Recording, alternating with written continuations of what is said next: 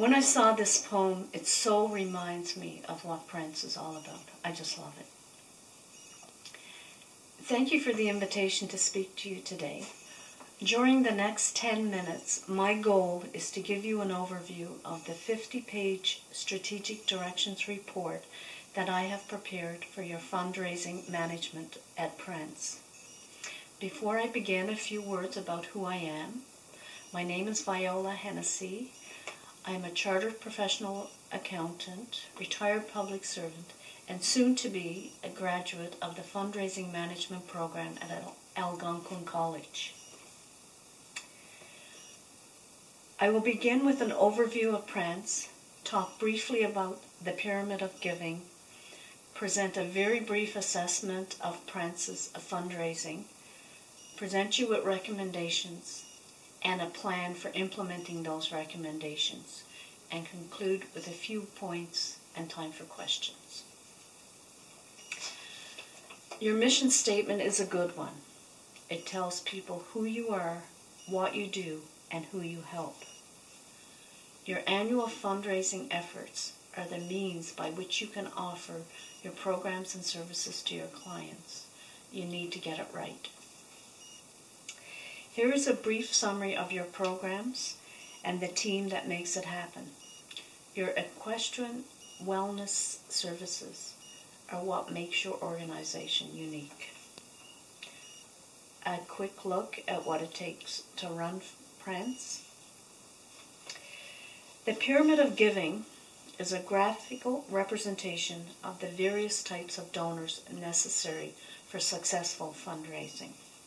You start at the bottom, identifying the various prospects, and through education and awareness, you gradually move them up the pyramid of giving until the final gift, which is usually a planned gift, such as a bequest in their will.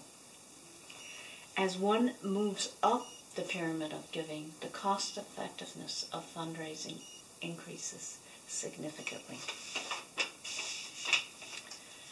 So how does Prince's fundraising relate to the pyramid of giving? You have the occasional bequests, but no program to attract them. You have about 7 or 8 major donors who contribute 57% of your resources. Your sponsorship, 4 horses, and craft fair are very solid activities. And you make about $45,000 from lessons and levies to your clients.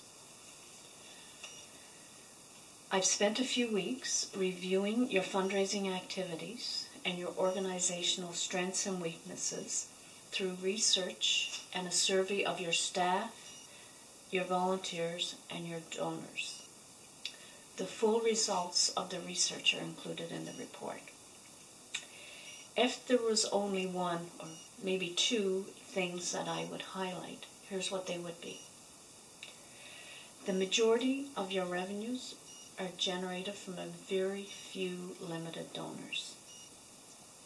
While you are extremely grateful for those donors, the organization would be at risk of not being able to deliver your programs and services if you lost just a few. Life happens and circumstances can change in a minute. And the second thing, you have no process for attracting new donors and moving them up the pyramid of giving. So my recommendation would be to hold an annual fundraising campaign.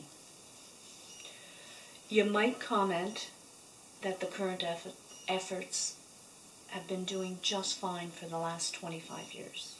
Where would we find new donors? We tried things like direct mail before, and it just doesn't work, and it's very expensive. And who would run such campaigns? In the pages to follow, I will present an overview of the plan for an annual fundraising campaign that hopefully will speak to your concerns and entice you to read the full report for more details. This chart provides a summary of the gift levels and associated activities for your annual fundraising campaign. The primary goal will be developing a process to attract and increase the number of donors who annually support your organization. With this process firmly established, in future years you can focus on replenishing lost donors and moving the repeat donors up the pyramid of giving. A larger donor base will minimize the risk of relying on a few major donors and better position you for longer-term goals such as running a capital campaign or developing a planned giving program. This schedule is recommended so that you don't compete with the United Way campaign in the fall, and hopefully it will minimize the time commitment of new volunteers. Some activities. Making the ask in person is by far the most time-consuming method and the most effective. Direct mail campaigns can be costly, but also quite successful if directed to those most likely to contribute. The annual craft fair exposes your organization to some 4,000 people. What a great opportunity for you to showcase Prince and what it does and who it helps, and to make the ask for donations. Finding new prospects. Studies show that in 2010, 84% of the population over the age of 15 gave 3.8 donations per year for an average amount of $114 per donation. You need to do your homework and develop prospect lists of people most likely to contribute to your organization. Marketing is about articulating who you are, why you exist, and what you want to be, and how you are unique. It is also about understanding your marketplace, including the demographics of your target audience, opportunities, challenges, and competition. With this information in hand, you can then move to developing a strategy to influence and succeed in this environment. Branding is about creating emotions, how people feel about your organization, and identifying the qualities and values that define your organization. Choosing Pegasus as part of the name of your organization tells a lot about who you want to be. A communication strategy will focus on the messages you want to deliver to your target audiences and the vehicles you will use. Where marketing looks at who you want to influence, communication will address how you will achieve the influence. Here is a proposed organization chart for your campaign. Roles and responsibility descriptions are included in the report. The chart shows the chain of command, gives volunteers and donors a visual perspective of your campaign management, identifies responsibilities, and serves as a reminder for commitments made.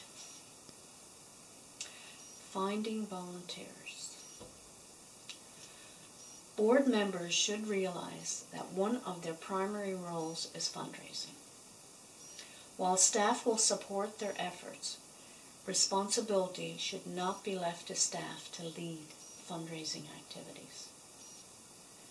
The report includes more ideas on where and how to find volunteers.